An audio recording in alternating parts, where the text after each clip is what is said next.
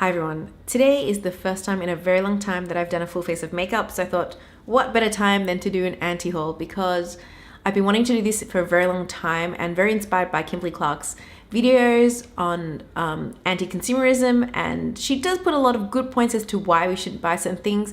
Of course, we've got different tastes, but for one reason or other, this is why I'm not going to buy the things I'm mentioning in this video. So I could go on and on and on about the makeup that I don't want to buy. Surprisingly, that list is a lot longer than the makeup that I want to buy, but I thought I would talk about the holiday releases for 2017 because there's a lot that is being released. So I've actually written down a whole bunch of stuff that I will not be purchasing for one reason or another this year. So all the products I'm about to mention, I am not going to be buying because I find that the color schemes are just really generic and boring. The first being the Chanel Libre collection for holidays 2017. Red lipsticks, taupe cream eyeshadows, boring neutral palettes.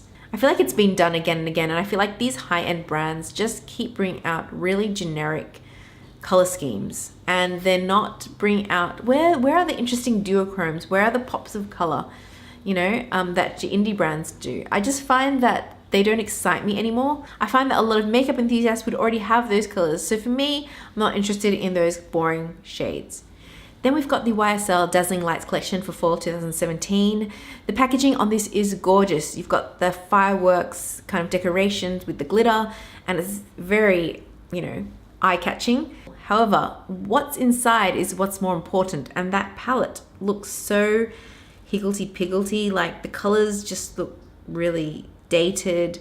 There's a bright red blush, or as a lipstick. I think there are two lip colors and then a baby pink blush. It's just not cohesive, and it's not something that I would be buying. I really feel that they missed the boat on that, and they could have really done something a little bit more interesting. Another collection that does not inspire me at all is the BareMinerals holiday collection. They've got a few eyeshadow palettes, some lip products, some powders, and it's all very monochromatic to me. A lot of nudes, a lot of taupes, a lot of browns, and a lot of these shades I already have in my collection, which is a pity because I hear that the BareMinerals formula is pretty good, especially their shimmers. For me, BareMinerals is one of those brands that just does not excite me at all, and I haven't bought a BareMinerals product in a very long time. So the next couple of products I will not be purchasing because of the way they look. They're really unaesthetic to me. They don't appeal to me at all. They just kind of make me cringe a little. One of those products is the Tarte Buried Treasure palette with all the different shaped pans. For me, that is the most unattractive thing, when palettes have different shaped pans within the palette.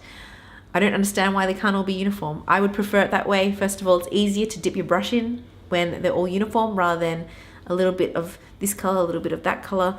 I just find that it's unnecessary as well. I get that they're trying to be creative and trying to, be different, but for me, it just doesn't add any value. Then we've got Estee Lauder. They have some very interesting holiday collection and gift sets. They've got a whole bunch of perfume and compacts that come in very blingy gold packaging.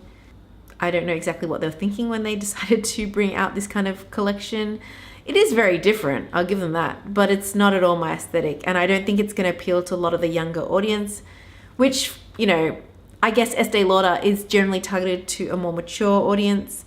But for me, it's just a little bit too much, and I can't imagine myself putting this on my vanity because it'll just look really out of place. And then we've got the Sephora holiday collection. They have a whole bunch of stuff that they're releasing, but every year they pretty much bring out this massive palette with eyeshadows and lip products and cheek products and all this sort of stuff. And it comes out when you fold it up, and the different compartments. It's just too much. This is something that really reminds me of kids' makeup, and I can't imagine myself pulling this thing out every day and using this, because I really think this is kids' makeup. For me, I've gotten to a point where I much prefer well thought out, smaller curated palettes that I can easily see what kind of look I'm going to create with it. This is just overwhelming, and on top of that, it looks really cheap. So this is a pass for me. Then we've got a couple of products that I'm not going to be buying because I find them impractical for my purposes. The first being the Tarte Amazonian Clay Blush Palette for Holiday 2017. They are the circular blush palettes, and they come with 10 different shades. Knowing myself, And knowing how I've bought things like these in the past, I only use, a couple of shades. And if I'm only going to be using a couple of shades, it's really not worth my money, even if, it's good value, you're getting a lot of product for the price. I think this would be great for someone who perhaps wants it for their pro kit, but for me, I've got lots of blushes in my kit already, so I'll be passing on this. Then we've got your Urban Decay Vice lipstick palette. For me, I'm not the kind of person that likes to apply lipstick using a lip brush for my personal use. I get that this could be great for makeup artists, but being a limited edition item, and I feel like the marketing isn't really towards makeup artists, but more for consumers, and I don't know anyone that has the time to apply lipstick using a, lipstick brush. I would have personally preferred it if they had a collection of bullets rather than a palette like this. And then we've got your Milk Makeup 18 pack. Now this pack comes with a whole bunch of stick products. You've got contour, highlight, concealer, I don't know, things like that. And for me, if you've seen my declutter videos, you'll know I hate stick products. I find them quite unhygienic, and it's generally not how I like to apply my makeup. So this is a completely personal preference, but given that I don't like stick products, this is a total write-off for me.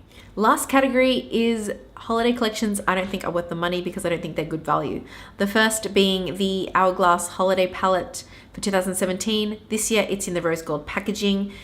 Hourglass is notoriously known for being worse value for their holiday palettes than their individual ones. Usually you're getting a good deal with a lot of the holiday sets, but Hourglass palettes, no you're not.